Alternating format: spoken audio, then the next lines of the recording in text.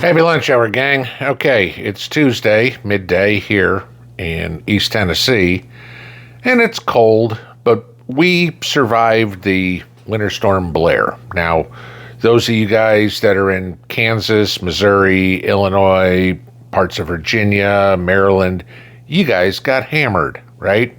350,000 some odd people without power yesterday, and it's cold. Okay, roads were crap. You guys have probably seen all the videos of cars sliding off the road, trucks, semi-trailers in ditches, just crazy, right? Now I want to give you this. The South kind of got spared, and the Midwest and the middle of the country got hit pretty hard. So, Kentucky or Indiana, Illinois, that sort of stuff. All right, they got it, and I've been watching very closely because PBJ just started heading home here 20 minutes ago. And so she's got to drive through Kentucky, get back to Indianapolis. And of course, being a father, I want to check doing everything there. It's like, okay, what are the road conditions? How's this? Car's okay. Made sure everything was good. So she got home all right. So hopefully 6 hours from now, she will be texting me and saying, yep, I'm home, Dad, no problem. Okay. But the thing is this, I didn't worry too much about it because she's heading into areas that have snow removal equipment, salt or sand or cinders or whatever they use on the roads to clear it. They're used to it. Yeah, that's where the issue comes in. We just went through Winter Storm Blair. Now we got Winter Storm Cora coming, if you guys have seen this one. And this one, for those of us that live south, is worrisome. There's a high pressure zone that's coming in from Canada down through the Rockies, and there's a low pressure zone coming up through the Gulf of Mexico. And they're supposed to basically collide right around Dallas. You guys remember Texas a couple of years ago? Yeah. Dallas is supposed to get about a foot of snow here come Friday. Then it's supposed to start moving east. Mississippi, Louisiana, Tennessee, Georgia. I'm supposed to get 3 to 6 inches here where I am. That would be, if we get 6 inches, that would be the most snow we've ever had in one snowfall since I've been here, and we've been here for almost 6 years.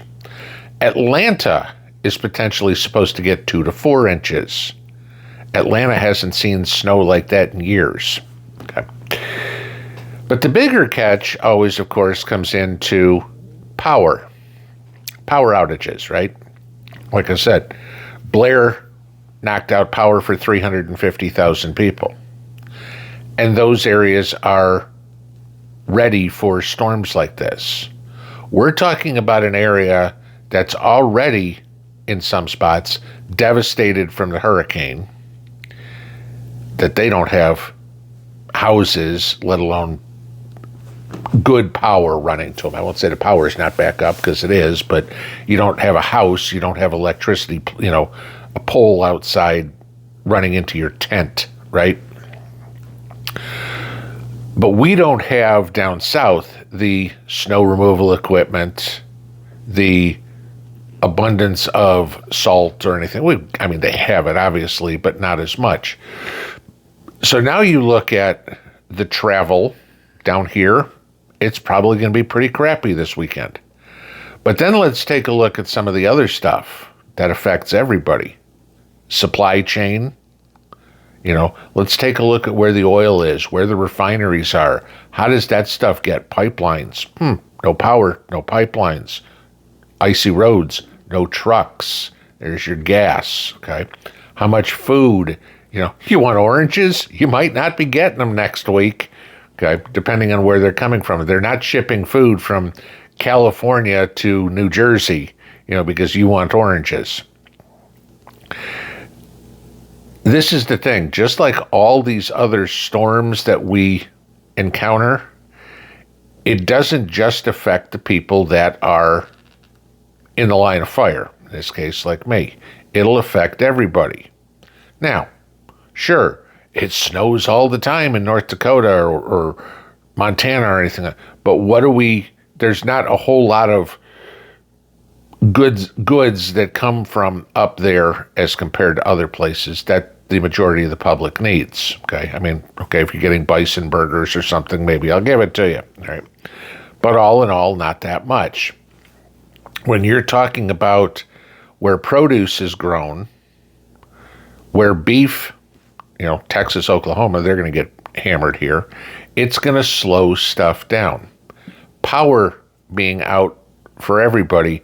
Let's go back to Texas a few years ago, and they were buying power from surrounding states, off of other grids. What did that do? Well, that made the price of electricity in Texas go way up. That made the amount of electricity available in some of those other places go down. When you get a storm like this in an area that's not used to it, it affects everybody because some of the goods and services that you expect do come through these places.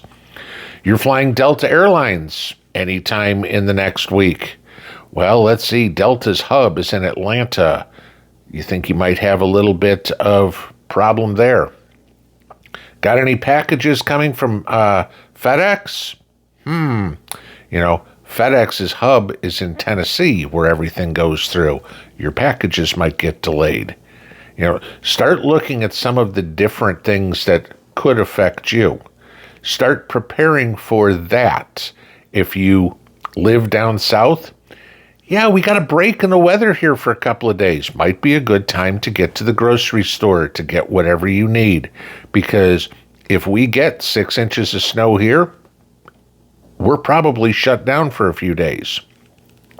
Y'all remember that ice storm we had last year and a half ago, whenever it was, and I was stuck in my house for 8 days. We could not get out because the roads were ice. It did not get above freezing. There wasn't, where I live, they're not coming through and salting these roads or whatever, and there's a big hill that I got to go up and down to get out of town. 7-degree grade. You guys have seen that when we've done the bicycle reviews with Brett going up the hill. Yeah, no, couldn't get out of there. We were in the house for 8 days. That was it. Are you ready for something like that? Texas, y'all remember the storm of a couple of years ago where you guys were trapped in a house. Do you have everything ready for it this time?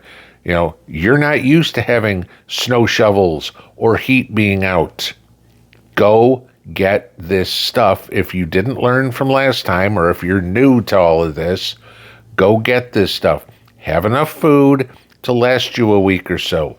Have a heater, the Mr. Buddy, Little Buddies, Big Buddies, whatever. Have something like that. Have your propane backup.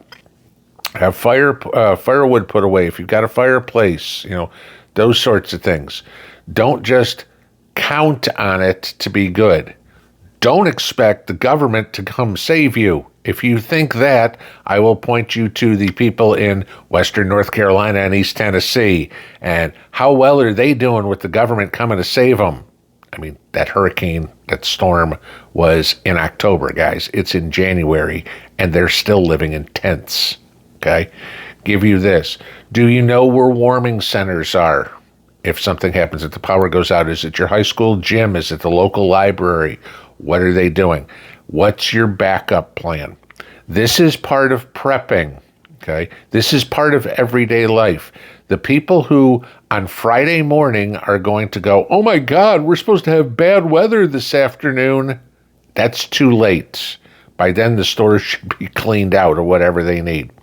But make sure you've got your backups of whatever you need. At a minimum, heat. To stay warm. If you don't have the ability at this point to be able to generate electricity for lights or whatever, fine. Make sure you've got some candles. Okay. But again, if you're going to burn anything in the house, I implore you to have a CO detector. Make sure you've got that as well. Make sure you have a full tank of gas in the car. That's crucial. Okay. Your car will not do well if it gets down really cold and you don't have any gas in there either.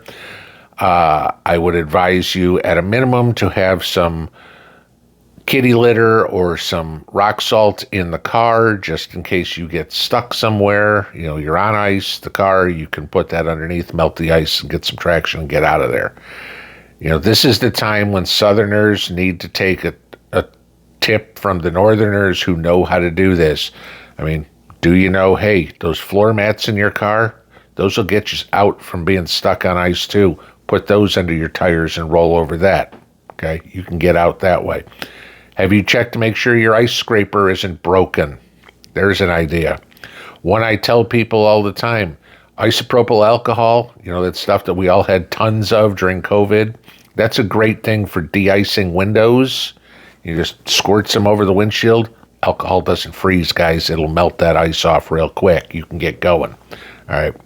But before this storm comes in, for all those of us down south, make sure you are ready for this one. We don't want another scenario like we had a couple of years ago down in Texas. Because remember, quite a few people died, and a lot of people got electricity bills that would choke a horse.